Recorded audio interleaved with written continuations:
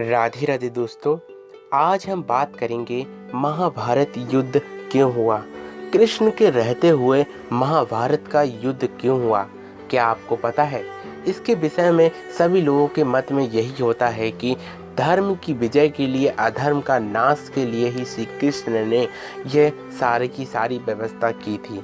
तो आइए आज हम इस वीडियो के माध्यम से जानेंगे कि महाभारत का युद्ध किन कारणों के वश हुआ था और श्री कृष्ण के रहते हुए भी यह युद्ध समाप्त नहीं हुआ।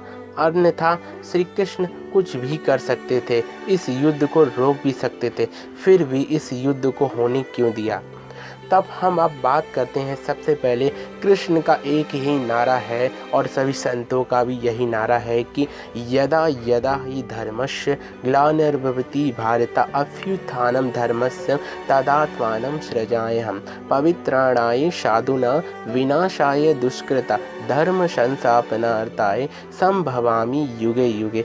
अर्थात श्री कृष्ण यही कहना चाहते हैं कि जब जब अधर्म बढ़ता है और धर्म की हानि होती है, तब तब मैं यह सारी की सारी व्यवस्था करता हूँ, चाहे मुझे कुछ भी करना पड़े।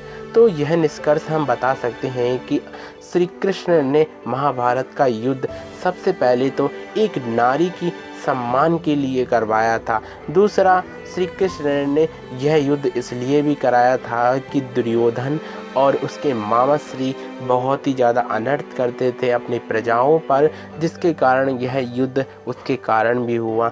यह युद्ध अधर्म का था, अधर्म पर धर्म की जीत के लिए ही महाभारत का युद्ध होना अनिवार्य था। और श्रीमद् भागवत में भी हमें यह पढ़ने को मिलता है कि जब द्रौपदी जी दुर्योधन पर हंसने लगी थी, तब उस समय श्री कृष्ण ने द्रौपदी को नहीं रोका था। यह हमें मूल रूप से श्रीमद् भागवत में देखने को मिलता है। आप सभी लोग श्रीमद् भागवत को पढ़ सकते हैं, उसमें जान सकते हैं श्री कृष्ण ने किस प्रकार दुर्योधन की हंसी उड़ाती हुई द्रौपदी को नहीं रोका था। और इसके पश्चात बहुत से ऐसे अनंत रूप में जो महाभारत का युद्ध घटने को हो गया था, वह अनिवार्य ही हो गया था। कृष्ण सोचते थे कि मेरा इस जन्म में, इस अवतार में अधर्म का नाश करना और धर्म की स्थापना करना है। और ये कौरव 100 हैं और 100 के 100 कौरव अधर्मी हैं। इसके कारण मुझे यह कदम उठाना ही पड़ेगा और पापियों का नाश करना अनिवार्य ही है, जिसके कारण श्री कृष्ण ने यह सारी व्यवस्था की थी। और अधर्म का नाश करने के लिए, धर्म की स्थापना के लिए श्री कृष्ण ने यह रूप निकाला था। इसके पश्चात हम दूसरी ओर बात करें तो श्री कृष्ण ने यह भी सिद्ध करने के लिए कहा था कि एक नारी का जब जब अपमान होता है, तब तब श्री कृष्ण हो या राम हो, कोई ना कोई रूप में आकर इस धर्म को बचाते हैं और अधर्म का नाश करते हैं। जब भी नारी पर अत्याचार हुआ है, तब तब एक नया महाभारत हुआ है। इसके पश्चात हम एक और गाथा से जान सकते हैं कि श्री कृष्ण ने बार बार शांति प्रस्ताव कौरवों के पक्ष में रखा था, लेकिन कौरवों ने ऐसा कुछ भी नहीं माना और कौरवों के समक्ष स्वयं श्री कृष्ण ने दुर्योधन के समक्ष अपना विराट रूप दिखाया, लेकिन दुर्योधन के समझ में तब भी नहीं आया।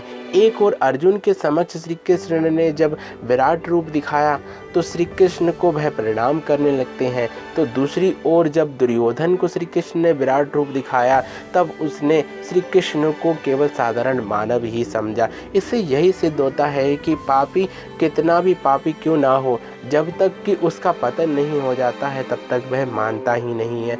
एक तरफ अर्जुन ने श्री कृष्ण को पूरा का पूरा सर्वस्व न्यौछावर कर दिया और दंडवत प्रणाम करते हुए कहा कि माधव, आप जो कुछ भी कहेंगे मैं वही करूँगा। तो दूसरी ओर अर्जुन के इस निर्णय के पश्चात हम दुर्योधन की बात करें तो दुर्योधन ने ऐसा कुछ भी नहीं किया।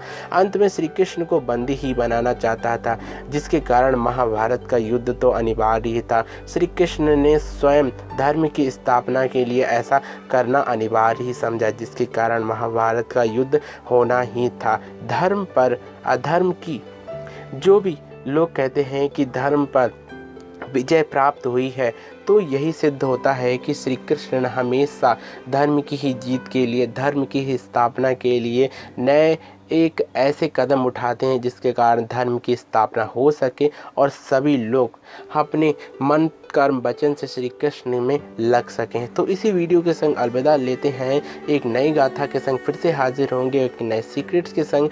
इसमें हम आपको काफ़ी बता चुके हैं, महाभारत का रीजन यही था कि अधर्म का नाश और धर्म की जीत के लिए श्री कृष्ण ने ये कदम उठाया। तो thank you for watching this video and Radhe Radhe.